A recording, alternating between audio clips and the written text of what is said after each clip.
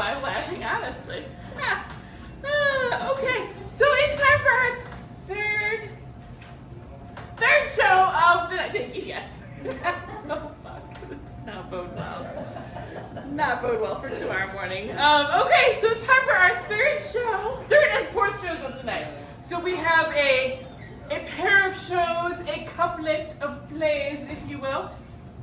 So our first half of the pair is How to Lose a Guy in 5 Minutes by Max Pinsky, directed by Stephen Woosley. I can talk.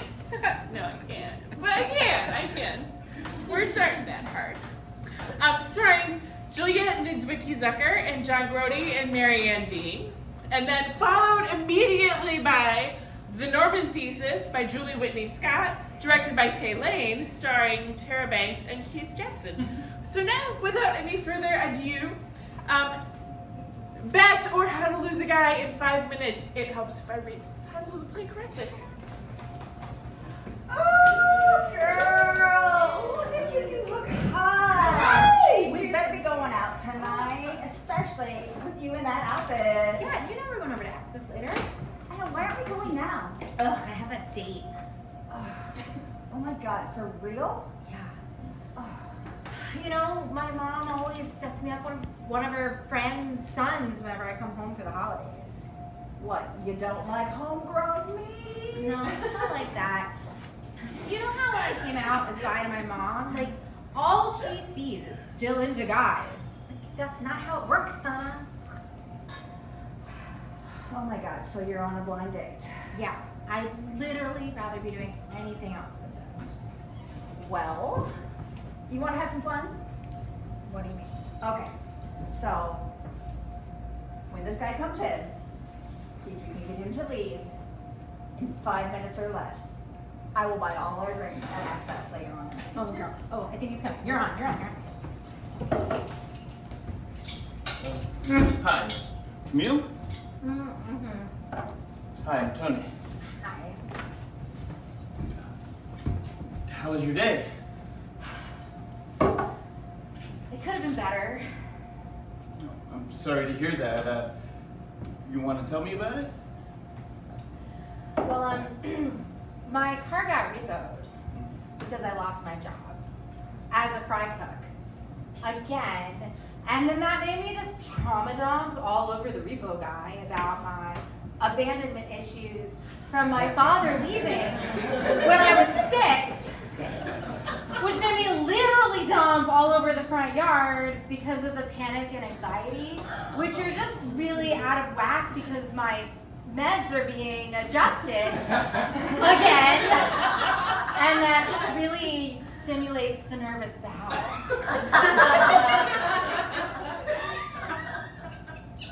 Wow.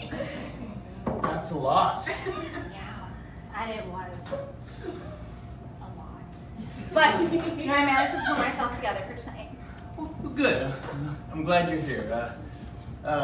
What's that you're drinking? It looks good. Maybe I should get myself one. Pomegranate martini. Oh, that looks nice. You know, it's the only thing I'm allowed to drink at home. Why is that? Well, Mother makes sure to only buy foods that are pink. Yeah? Yes, she says your insides are glowing pink. So practice what you think, because you are what you eat. Huh. That's odd. Are you calling my mother odd? No. I was just saying that it's a interesting way to look at nutrition. Huh.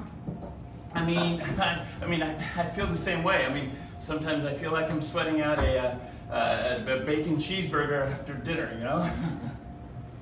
I guess we all get that way. Yeah, is that a sapphire? Yeah. It looks nice. It's like an antique or a family heirloom or something. Yeah. It was my grandmother's. Oh, nice. You know, I always loved seeing it on her finger when she was alive. And now that I have it, it just makes me think of her. Well, that was nice that she gave it to you before she died. You know, actually, she was supposed to be buried with it. But when I saw her just lying there in the casket, I knew that she'd rather I have it than it just be buried for all of eternity. Oh, okay. Camille, is your heritage French? No. Okay. Look, Tony, you seem like a really nice guy, so I'm gonna be honest with you here. All right, shoot. All that stuff I told you earlier about myself, none of it was real. I kind of figured that, or you're like the unluckiest person in town. Yeah. So, just to get it straight, you do have a car and you do eat foods of all different colors. Yes. I drove myself here. My bowels are just fine. I eat a balanced diet. This really is my grandmother's drink, but I did not, pull it off her corpse at our funeral parlor or anything. Well, it's not every day you get to go on a blind date with a grave robber. Yeah, sorry to ruin that one for you. The truth is that, my mom always sets me up on these blind dates whenever I'm home. My father didn't leave us when I was 6. He actually died.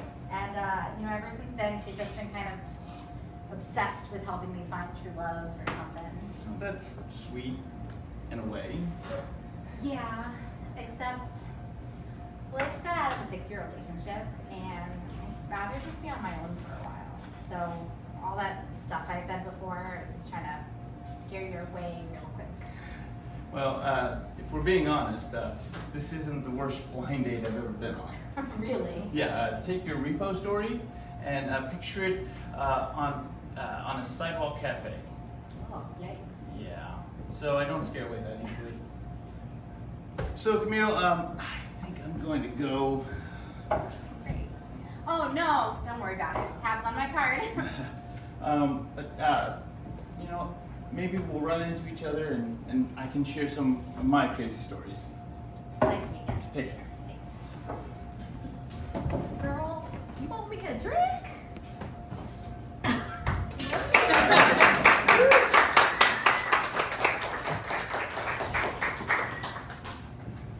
Nancy, he had to be drunk when he painted this picture. You say that about every picture Norman Rockwell painted, including the 2 others one. I mean, every time we come to the James, you start talking about this painting. Because he had to be drunk or high on something to paint these characters. And he's got 2 women in white dresses and heels changing a tire. What's wrong with that? You always say women can do anything. Why can't they change a tire? It's not that. It's the fact that he's got this man on his fat ass just sitting there watching it happen. And the woman's on the ground changing the tire, laying on her stomach with her leg in the air all cocked up and shit. In real life, she would be too busy fixing that damn flat than to let some man who's not even helping get a peek up her dress. You have to be drunk to want to see that. Say what? Okay, I just don't get why you had to be drunk to paint that, that's all. I think he was drunk when he painted most of his paintings. And he got away with showing a lot of ass on children, too. You know that picture with the boy with his pants down, at the doctor's office painting, waiting to get a shot? Early child porn. So it was. He was drunk when he painted it. You're stretching it now. He had a woman's leg fetish, too. Just look at the picture. It's titled, Changing a Flat Tire. Now, who's looking at the tire changing and not the woman's leg in the air? Can't you imagine it going up and down and up and down and up and down? Tell the truth. Well, yes. Yeah, and that other picture, the Labrador Retriever, the one with the young white woman in the Dukes of Hazzard shorts, and she's barefooted, about to fall over on the poor dog. Now, who the hell sees the dog in that picture and not the woman's bare legs, huh? No, I haven't seen that. Look at that. And there's a marriage license one. The woman in the yellow dress and yellow heels, standing on her tippy toes, so you can see her eyes are onto her bare legs again. He started off with the idea of a title, and then he started sipping on his drink. Well, what do you think he was drinking? Beer, wine, the hard stuff? Say what? Oh, I'm sorry, just what you were saying. I'm just saying that I think he was drunk when he painted most of his pictures. You know, he was old. Lived back in a time where showing ass and legs was against the law in most states. What states were they? Doesn't make a damn difference what state it was. It just was. Hell, I've been doing my research on Norman Rockwell. We're doing my thesis on it. I know what I'm talking about. You know, he was... he was just drunk. He was just drunk, and he was painting his pictures drunk. Well, and he got good money for it, too. Well, I didn't say he was stupid. I said he was a drunk. Touche.